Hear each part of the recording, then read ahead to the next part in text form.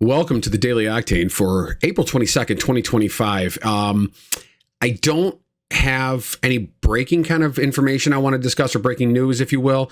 What I want to do is take some time today to, first of all, thank everybody that has taken the time to watch the videos that I've recorded so far. I did an introduction video a couple days ago, and then yesterday I talked about Pete Hegseth, the Secretary of Defense, and the scandal that he has going on right now with Signal. But going back to that first video that I recorded a couple of days ago concerning me coming back to making videos again, and the fact that I'm doing it because I want to help us understand why the right, specifically MAGA Trump voters, are the way that they are. But also I want to speak to those MAGA voters, to those conservative Republicans that maybe aren't super into Trump, but still can't speak against what's going on right now in this authoritarian takeover of the federal government. So I want to discuss some things today, and I'm going to kind of do it in like a classroom sort of way. But first, there's a couple of things that I want to discuss flat out. First of all, as I said in that video a couple days ago, I'm nearly 50 years old. Veteran in the United States military. I served in both the Marine Corps and the Army, New York State National Guard, to be more specific. I am a liberal progressive. I vote Democrat every single time. I don't even think I've voted independent at any point in my life. However, with that said, there was a time when I was younger that I leaned a little bit more to the conservative side. Most likely, really kind of contained in that period of time in which I was in the military. For whatever reason, especially during the 90s when I served my time in active duty, it was kind of a given, almost a foregone conclusion that active duty members of the military voted Republican, because at that point in time, at that time in history, the Republican Party was pro-military. The Democratic Party was for a smaller Department of Defense, smaller military spending. And I don't know if it is that way anymore, to be honest with you. I think the jury is out on that one, as far as which party specifically wants that, or wants more larger defense, and which one wants smaller.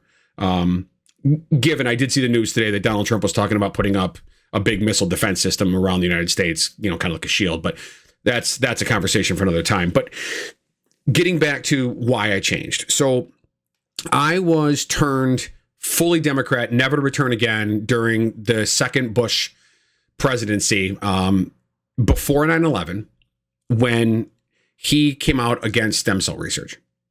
For me at that time, trying to understand how we could combat, infectious disease, genetic diseases, cancers, and all that other kind of stuff, I could not for the life of me wrap my brain around them just blatantly stopping all stem cell research, especially for human medical research. It didn't make any sense to me whatsoever. So that, for me, that was my tipping point. I think all of us have our own tipping points. And then as we progress through time, a lot of that stuff changes. What really galvanized me personally was the 1%, 99% movement, the Occupy Wall Street, all that period of time in the early 2000s, in which actually not even early 2000s, it was more like 2008, 2009, when we really started to see this progressive uprising, specifically in the lower middle class poverty range, in which they recognized that billionaires and multi-billionaires were fleecing the United States of wealth. And that was a big point in time, a big tipping point, I think, for Democratic politics, in which they had to start going after voters in a very different way. So that's my background. Now, I posted this video a couple of days ago, and to say that I'm shocked by the response that I've gotten. At the time of this recording, I think I'm around 1,300 views. For somebody that hasn't recorded in over 2 years, that's a pretty substantial number of views to get on a first video to put out, and dozens and dozens of comments. And for those of you that took the time to write a comment to me, whether it was on Facebook or on YouTube, know, please, that I read every single one of them. I tried to respond. I believe I did respond to every single one of them at this point. And there seems to be a couple of different things that are being said. One, and I really appreciate this, are the people that are thanking me. I agree with what a lot of you have said. We need to have liberal, progressive, intelligent, philosophical voices. There's enough people out there on the left that are just on here raging and blasting Republicans, blasting Trump. And while I have no love for the man, I am not going to come on here and just rant. It does absolutely no good. As I said in that video, and what I said in yesterday's video, is my goal is to open the hearts and minds of MAGA voters, of conservative, Christian conservatives, fiscal conservatives, even social conservatives, to try to help them to understand what it is in our way of thinking that has, created how we vote, what elected leaders we choose, how we feel about certain policies and certain social dynamics that are taking place all the time. What I think we make the problem in doing is that we on the left, we tend to get stuck responding to the hatred and the vitriol from the right instead of actually showing them that we have our own ideas. And that becomes part of the problem. So for those of you that said that, they're glad there's a voice, I'm glad to be that voice. I'm happy to be this voice. Some people are afraid that there's going to be ramifications or repercussions for having a left voice right now in these spaces. I'm happy to put myself out there. I own a small business. Like I said, I'm a veteran. I'm a middle-aged white guy. I have grown adult children. Come at me. The worst you can do is go after me for taxes. I'm not going to do anything illegal. If you want to go out and, and put me out under the microscope for the IRS, that's about the biggest thing they could do to me right now. And to be honest with you, I'll post about that if it ends up happening, because there are a lot of things happening right now at the federal government level that are going to put a lot of Americans at risk, and not just black and brown and gay people. I think it's something that they're going to come after any dissenting voices, and I'm happy to be that voice. The other thing that a lot of people were saying is that you're never going to reach these MAGA voters.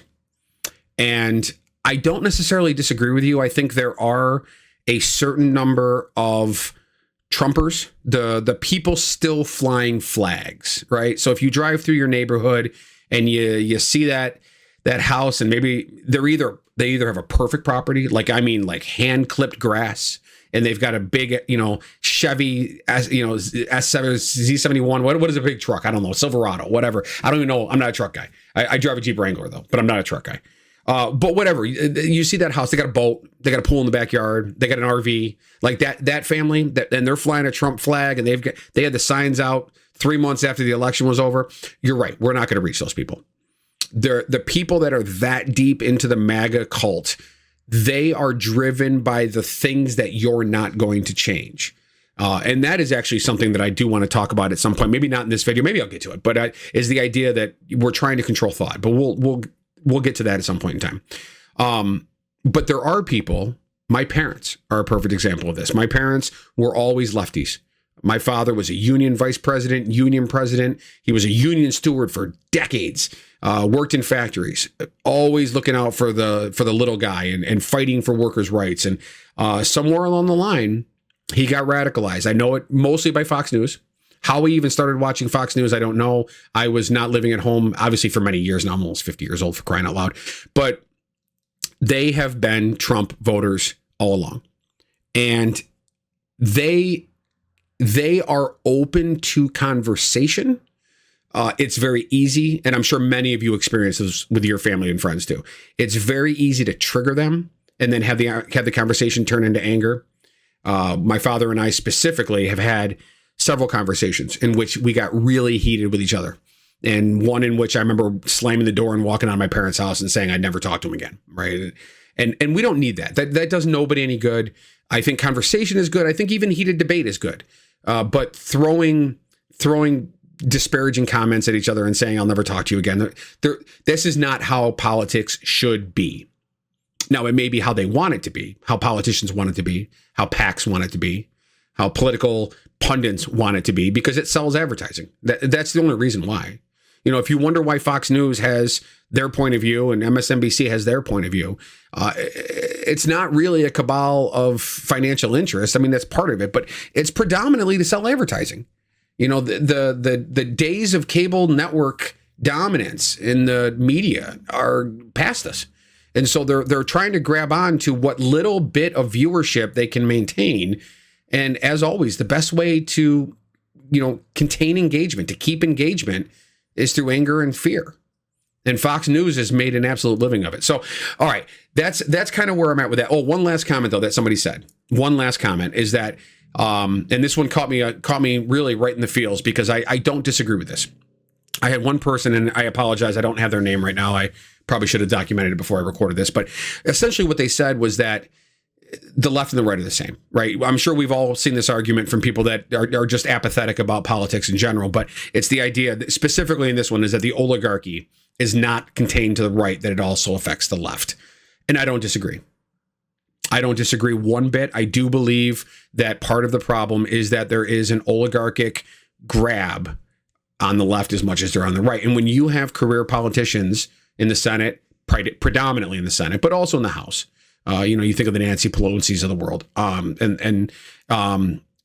There are people in the House that have been there way too long.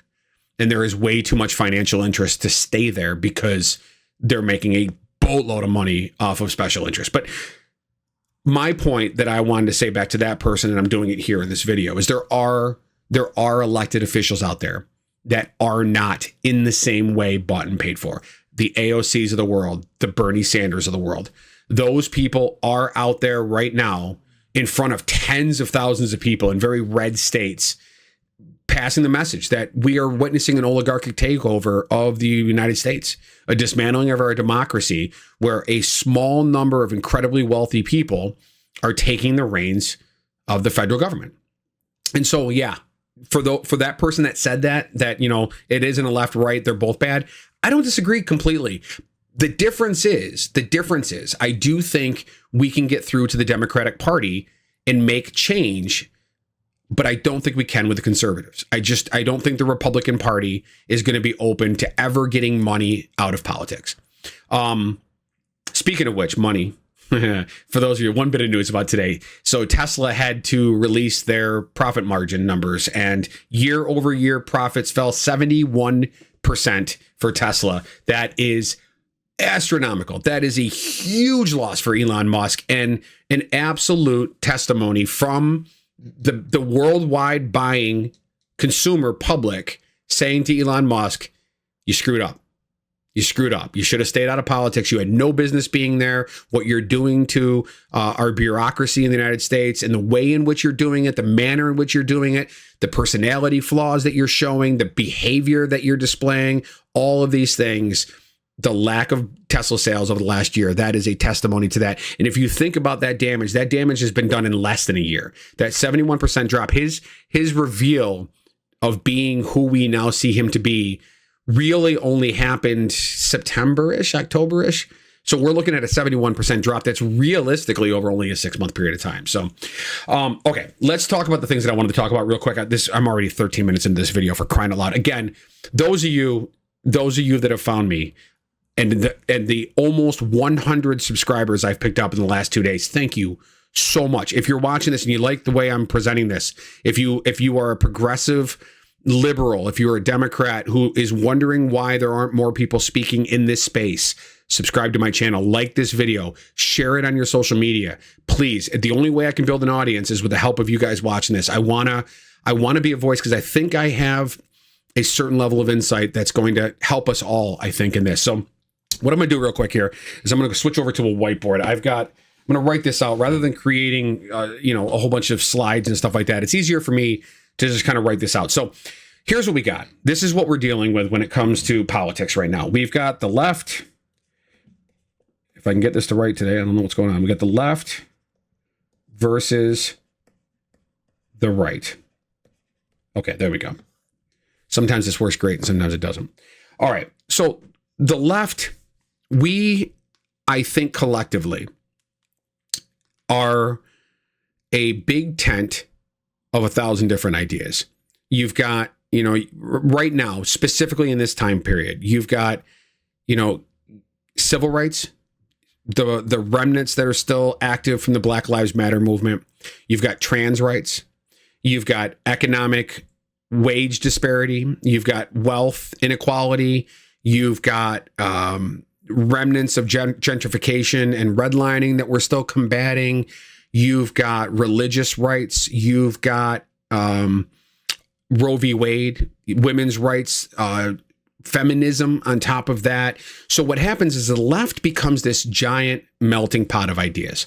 And we've seen it for decades now, where we on the left are all fighting for time on the microphone. We're all fighting to make sure that our individual pet projects or ideas or policy change motivators, we're all fighting to get our stuff pushed to the front. And in any given time frame, for whatever reason, each disparate group ends up taking the front for a while. And then we may get some big wins. We may take some heavy losses. I mean, we won dramatically on gay marriage. That was great. But then we lost on Roe v. Wade. And a lot of this is because we on the left, and I said before I was going to get to this, we have one big problem. Our big problem is that we have become thought police. We saw it a lot during Black Lives Matter. We saw it a lot in the trans space. We've seen it a lot in gay marriage. And what I mean when I say thought police is that we look to the right because they don't agree with us. And instead of saying, you know what, they have a different belief structure than I do. I believe in X, Y, and Z, and they believe in A, B, and C. And they're allowed to do that. A good chunk of people on the left don't subscribe to that idea. What we as a whole tend to ascribe to is the idea of the right are racist. They are sexist. They are transphobic. And we use these terms broadly. And I think that's a big mistake. I think we've been making this mistake now for a very long time. And there are different types of racism. There is also sexism, but there's also misogyny, and they're often used interchangeably, but they are very much not the same thing. And then as far as transphobic goes, phobic, the Latin root phobic means fear. I don't believe that a lot of transphobic people that we like to call that are in fear of trans people. I think more often than not, along with the gay community, I think people on the right that are against certain things are more so out of, a lack of knowledge, a lack of experience, a lack of understanding. And these are things that we have to teach. But instead of doing that, we point fingers. We point fingers and we call them names. And what's happened from doing that is that they turned the table on us very, very effectively a couple of years ago. And they looked at us and said that we were all woke. And it caught us off guard. The left wasn't ready for it. Because we, those of us that believe in all of these rights that we should have, that every human being in the United States and worldwide has a right to liberty, that has a right to equality, that has a right to equity, and all of us should have the same fair shot at the American dream. We don't think that there's a difference between white middle class rights and poverty-ridden black rights, or rich gay rights, or middle class trans people, or whatever different adjectives you want to put to any different group. We don't believe there's any differences. And they don't. The right doesn't either. But they don't understand it. We attacked them first. Now, I'm not saying there aren't racists out there. So I want to make sure before I get attacked from the left here, because I'm sure this is going to happen a lot over God knows how long I end up doing this. I think I'm going to get attacked from the left probably more than the right. I'm not saying that we should let them do whatever they want, right? As far as the right and the way that they push back. Racism, displays of racist violence, public racist comments, these things should never be allowed.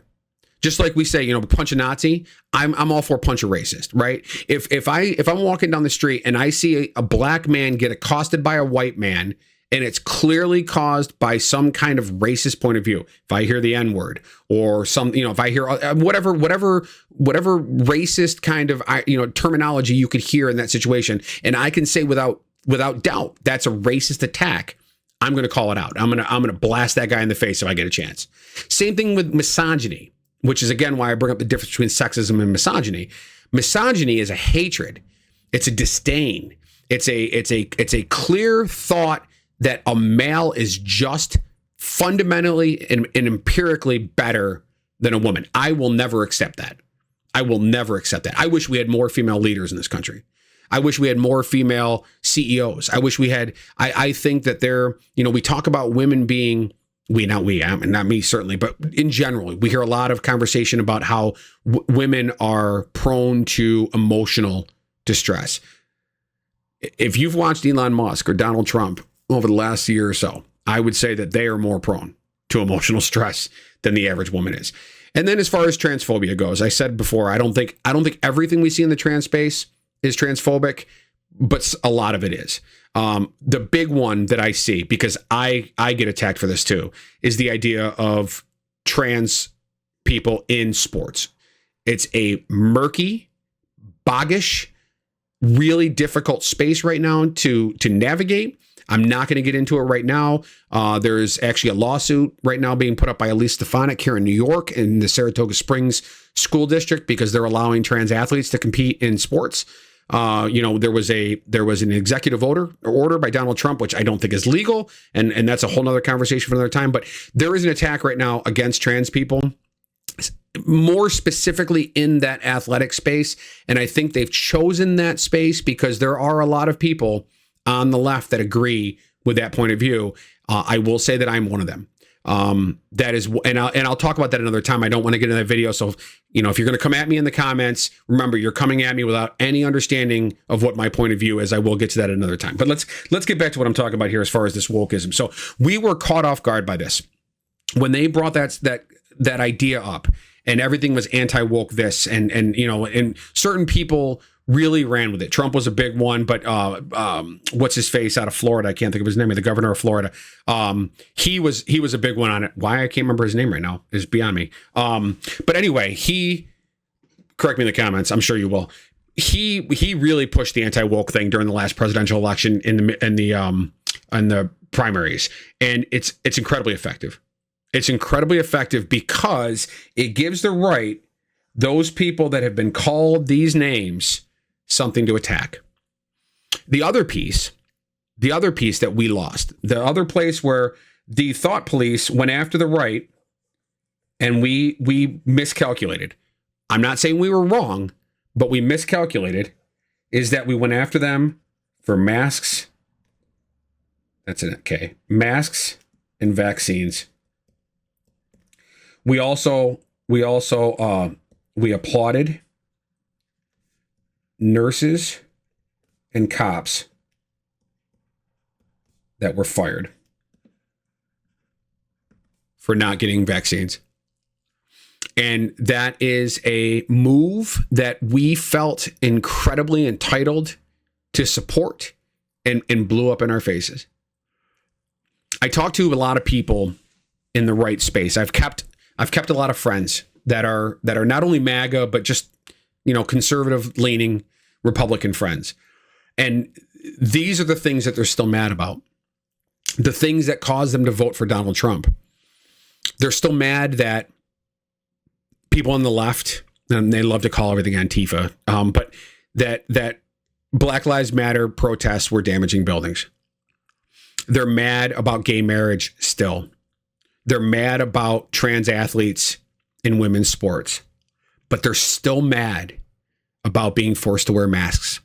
They're still mad about being forced to get vaccines to keep their jobs or go to school or attend concerts.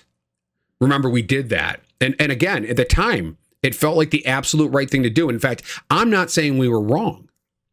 And I'm not saying it was the wrong decision. It was really the right decision because we had to protect the most vulnerable people in our civilization. But the reality is that we shamed them.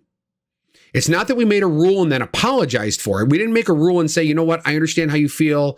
We're gonna find some alternative ways to address this. No, we shamed them. We called them names. We told them they were stupid. I was guilty of it. I was as guilty of it as anybody else. And we're paying the price for it today. So when we talk about the difference right now between left and right, the biggest thing is anger. And until we can address how we made the right angry, we're going to lose this. You're never going to win these conversations online. So like what I'm doing right now is probably futile. I'm hoping to God that some people on the right, maybe even some MAGA voters, found this video, maybe stuck around through what is now 25 minutes of it. And I hope you at least hear in what I'm saying that I understand. I know we haven't done anything to win you over yet, but I understand. So I'm going to leave this here for now. Again, subscribe if you haven't already. I really need to build this audience. I think I have some really good ideas, and I want to make sure that I have a platform large enough to get some voices. And at some point along the way here, I'm going to invite some voices in to talk with me. And in these nightly videos, I'd love to have some guests, but we'll get there. First, I need to build an audience. But barring some kind of major world catastrophe in the next 24 hours, tomorrow night, I'm going to talk about wealth inequality and a little bit of what's going on with Bernie and AOC right now and what they're doing. But hopefully some of the stuff that I talked about here, some of the stuff in this space, hopefully some of this resonates. Hopefully some of it makes sense. Comment below. Let me know what you think. I really do want the feedback. And for those of you that are encouraging me and giving me, thumbs up along the way, I do appreciate that, because there's nothing in this for me right now. There's no financial incentive. Would I like to monetize this down the road? Absolutely. Would I like to be sponsored and be able to make some money off of ads? 100%. Will I start a Patreon at some point in time? Yeah, but I'm nowhere near there right now. Right now, I want to give you strong, intelligent, well thought out philosophical ideas, my perspective of the current state of politics in the United States, the perspective that is garnered from being nearly 50 years old, from having adult children, from owning a business, from being a veteran, all of these things that make me uniquely placed at this point in time to speak from the left. Like I said in my video a couple days ago, normally in lefty spaces, I'm the last person that should be talking.